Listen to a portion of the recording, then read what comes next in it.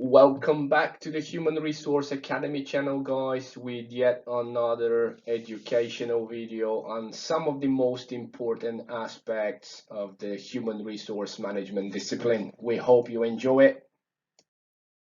In today's particular video, we are going to review one of the essential general management concepts that is extremely relevant to the human resource management field. So without any further ado, let's get started, guys.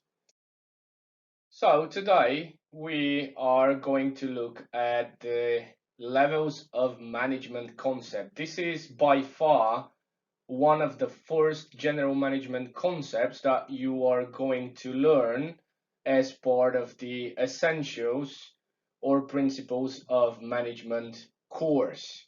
It will serve you extremely well, not only within the field of HRM, but in other fields such as marketing and even financial accounting, if you will. Before we look at the levels of management concept, however, since we are talking about management and managers in general, let us first of all review who actually managers are. This is a rather simple at first glance question. However, I have realized over the years that many students have a severe difficulty in explaining who actually managers are. So, very briefly, manager is someone who coordinates and oversees. Now, oversees, another very beautiful word would be supervises. What does the manager coordinate and oversees? The work of other people, so people below him.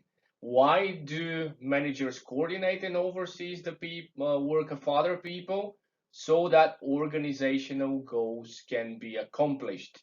So remember, manager is someone who coordinates and oversees the work of other people so that organizational goals can be accomplished.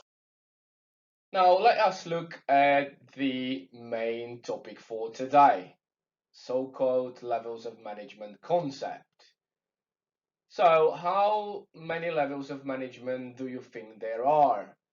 Some students say 3, others say 4, and yet others say even 5. First of all, whenever we try to explain the levels of management concept, we usually use a pyramid. Why? Because most organizations, even today, are structured as a pyramid. So at the very top of the pyramid, we usually have top managers. That's why we call them actually top managers, because they are at the top. Under them, we have middle managers. Why middle? Because there is one more level, which is the first line level managers. So middle managers is pretty simple, the managers between the top level and first line. And then we have a level which is called non-managerial employees or non-managerial staff. These are our employees without any managerial responsibilities. So how many levels of management are there then? This is the most important question.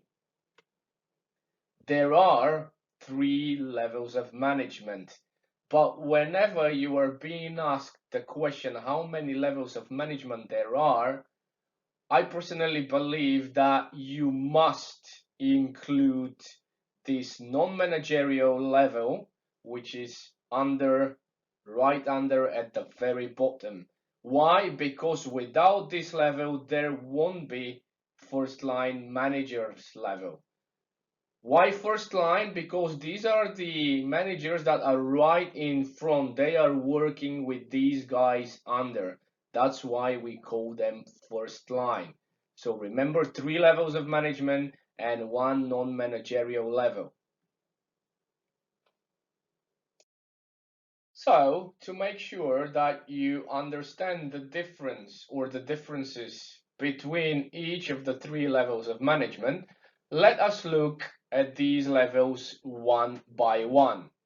Now, starting from the lowest level and moving upwards, first line managers. Those are, we said, individuals who manage the work of non-managerial employees. Non-managerial employees, remember, are our staff without any management responsibilities. Next, we have the so-called middle line managers, individuals who manage the work of first line managers. And finally, we have top managers.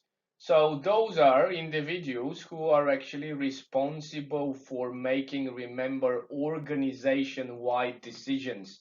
So decisions that actually affect the entire organization. Now, many students have the following question.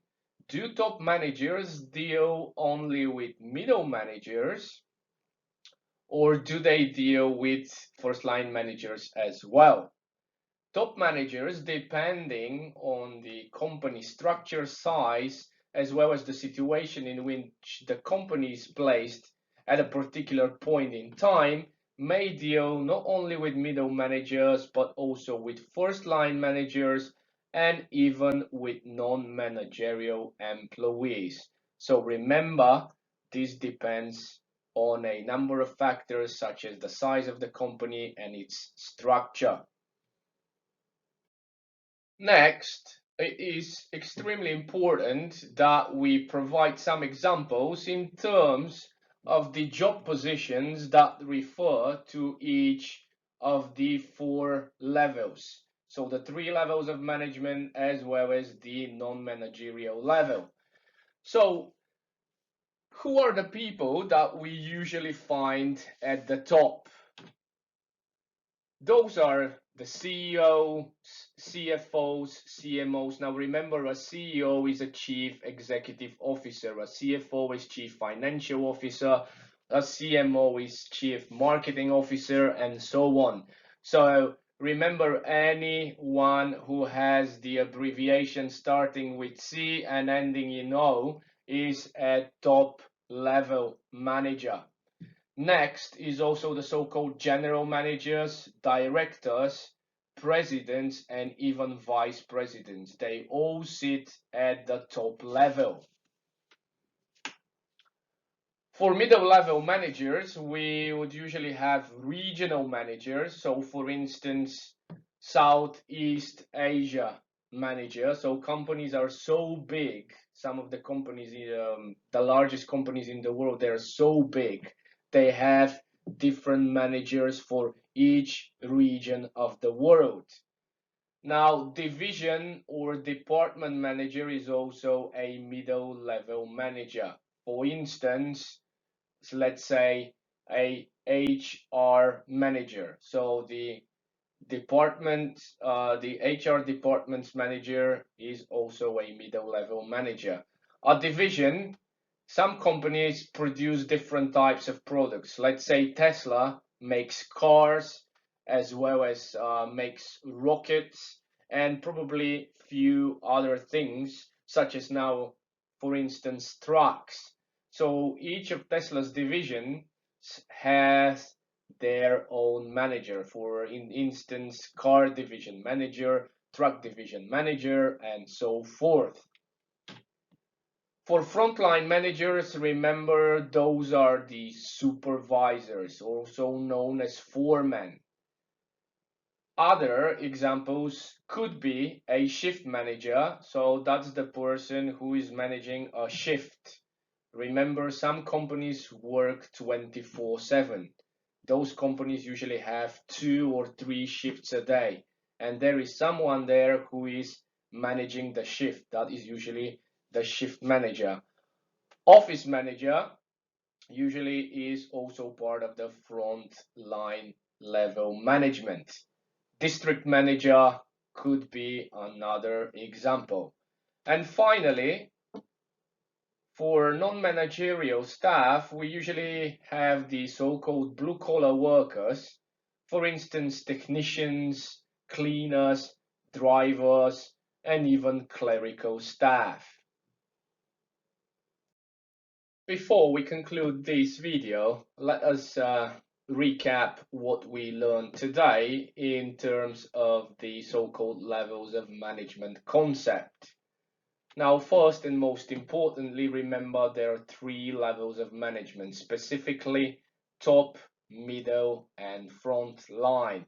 Besides these three levels of management, there is one more so-called non-managerial level. And the difference between the people who work here and the so-called managers is more or less the following. So non-managerial employees are those people who are, remember, not managers, and they do not have any supervisors, team leaders, or clerical staff reporting to them.